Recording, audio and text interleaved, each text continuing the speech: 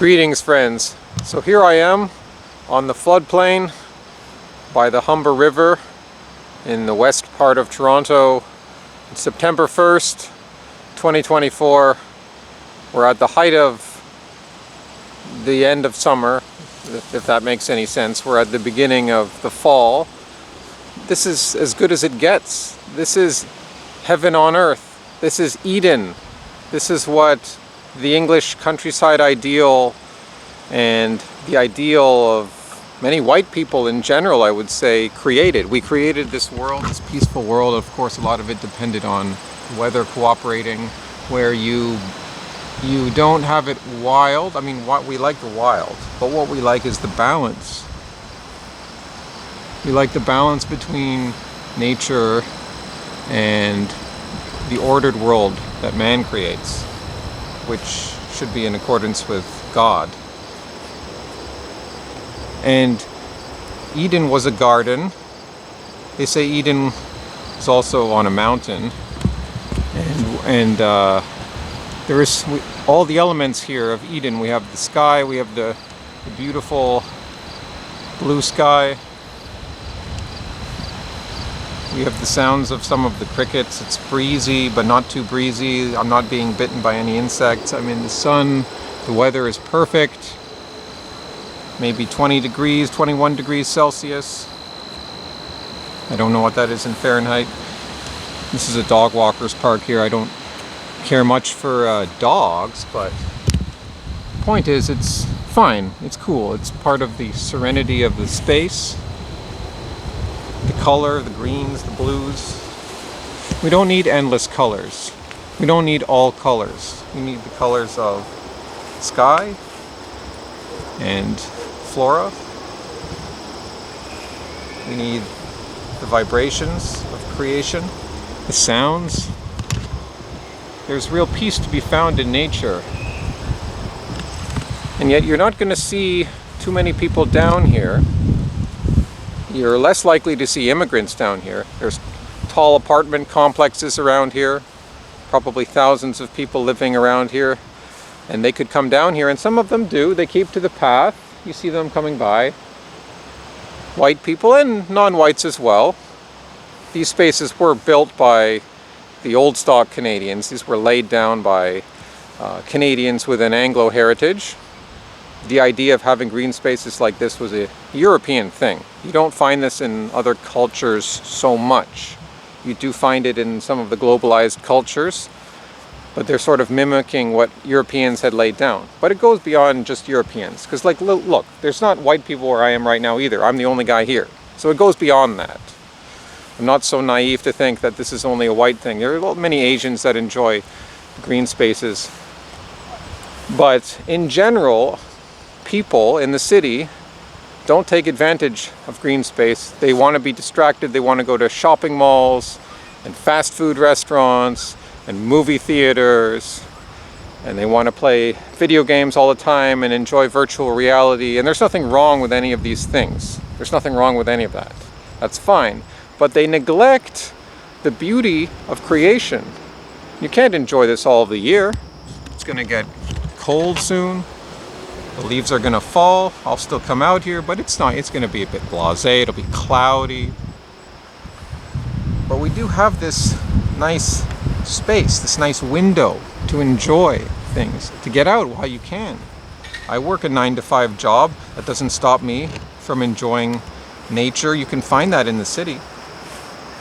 The city couldn't conquer nature altogether because of rivers, because of floodplains. We can never conquer nature fully. It's always going to create these spaces. If you try to build down here, eventually you'll have problems, so they can't build down here. We have a balance. And sure, no, I don't know if this civilization continues to collapse. It would be sad to see what will happen here. It'll probably be more garbage, more neglect. People may burn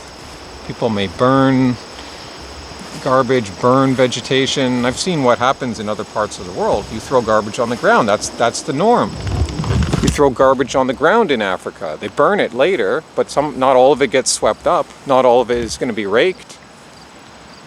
So you have to appreciate these spaces while they last.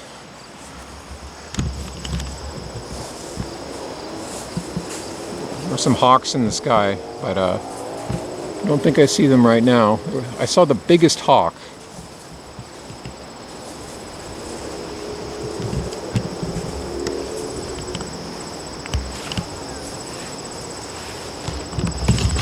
So Eden and heaven on earth is something that we've already attained. We already have it here.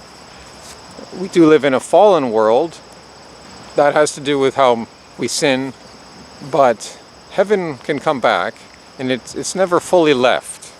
It's never fully left. And I'm not trying to say that heaven is only about nature and green spaces. I'm just saying that the peace that we can feel in nature, so-called, should point us in the direction of heaven, should give us some taste, some little tiny taste of what heaven might be.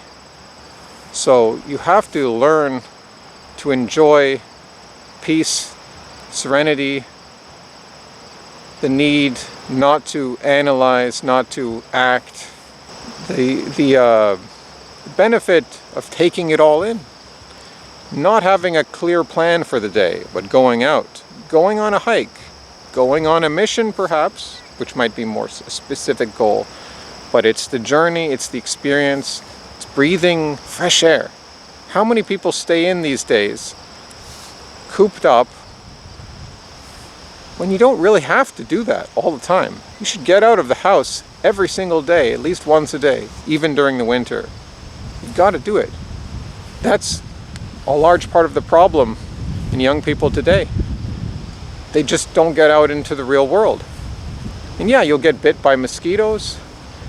Maybe got to wear sunscreen, got to drink water. But God has given us a beautiful world. We haven't screwed up the whole world. We've screwed up a lot of it. But we can't ever conquer nature, because that is beyond us and it's not in us. It was not laid down by God for us to do that. To do so would be folly. We've seen what happens in the past when man tries to be his own God. It all comes tumbling down.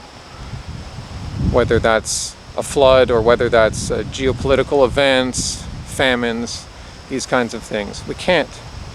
But it's amazing what we can do